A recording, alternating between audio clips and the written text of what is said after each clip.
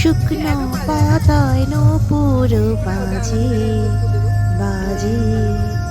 হ্যাঁ, এই গানটি আজকে আমার মাথায় বারবার করে ঘুরে ঘুরে আসছিল।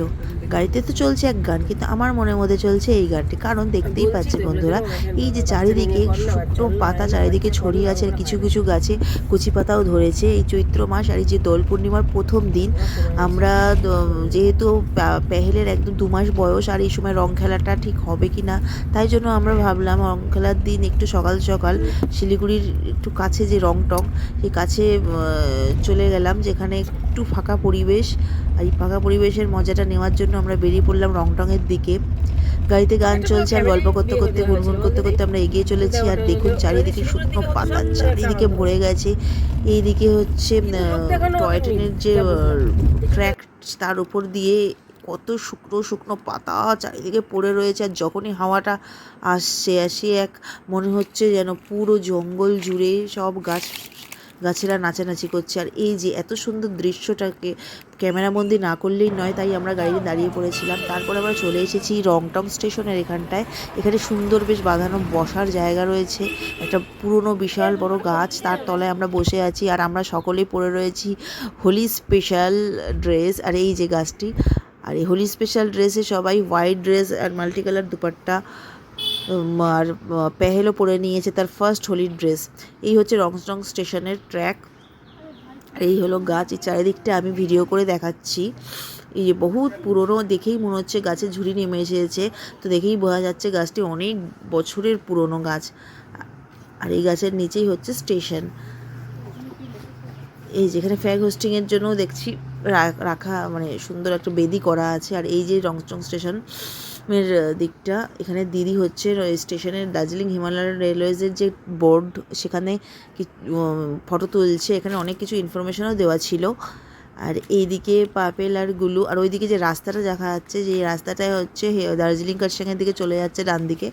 আর এখানে বড় বড় গাড়ি, বিভিন্ন মানে গাড়ি বহুত স্পিডে যাওয়া আসা করে, তাই খুব সাবধানে যেতে হবে বললাম আমি পাপেল আর গুলুকে।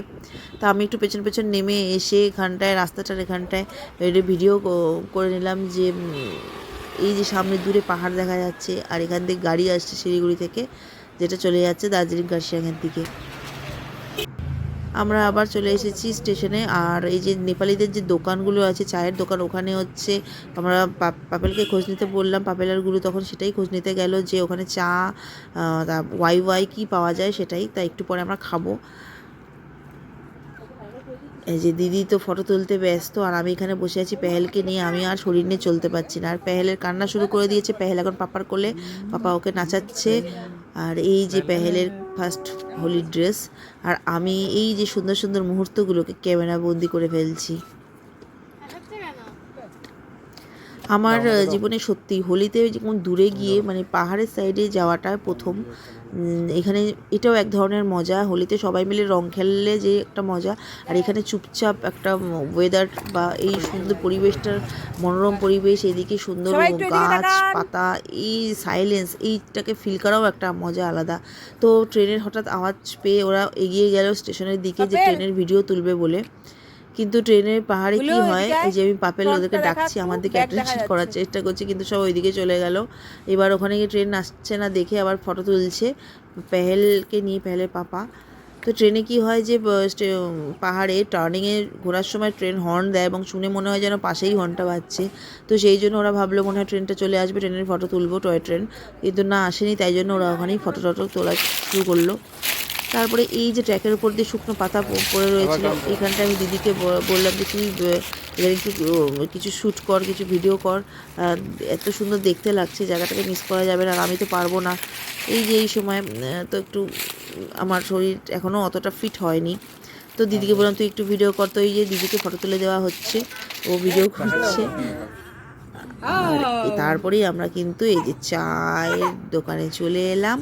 চা সাথে ওয়াই ওয়াই পাপেলারগুলো এদিকে বসে আছে, আর পেহেল তো কান্না শুরু করে দিয়েছে, ওর পেয়ে গেছে খিদু, তো ওর জন্যও দুধ রেডি করা হয়েছে। দুধটা ঠান্ডা করা হচ্ছে, ততক্ষণ ওর পাপা ওকে নিয়ে ঘোরাচ্ছে। তো এই যে আজকে দোল পূর্ণিমার প্রথম দিন আমরা অন্যরকমভাবে কাটালাম। তো আমার চ্যানেলে বিভিন্ন রকমের ডেইলি ব্লগ আমি দিতে থাকি বন্ধুরা, তাই জন্য আমার সঙ্গে কানেক্ট থাকার জন্য প্লিজ